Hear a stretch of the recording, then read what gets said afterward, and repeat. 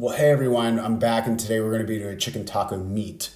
So we're going to start with chili powder. We've got paprika, I've got cumin, I've got oregano, I've got garlic powder, I've got onion powder, I've got diamond crystal, I've got freshly ground cracked pepper. The next thing I'm going to do, very simple, I'm going to take that white ramekin that I got from Target and a spoon from my stepfather. And we're going to just incorporate all of those ingredients together. You see, I'm getting every little nook and cranny because that's where all the flavor is. So make sure that that's very well incorporated, which is why I'm emphasizing this particular cut. Don't be shy.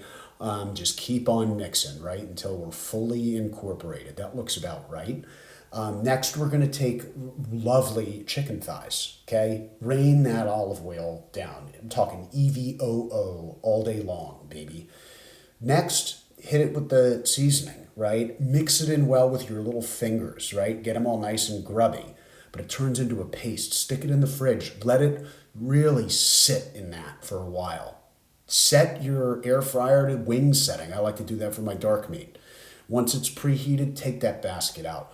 Put those chicken thighs right into that basket, but lay them in one single layer or you're not going to get crispy, dummy. Stick that basket back where it came from, and we'll see you in about 12 and a half minutes. 12 and a half minutes have gone up.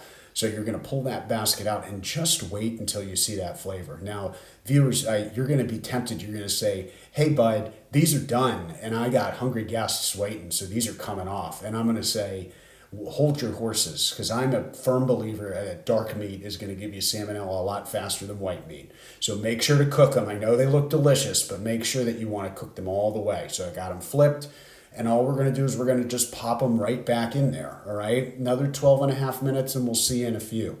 The finished product on my artisan cooking board is looking absolutely stunning at those crispy edges. Ken Burns' pan of this picture that I took for my cookbook. Oh, thanks for tuning in, and I'll post another video soon.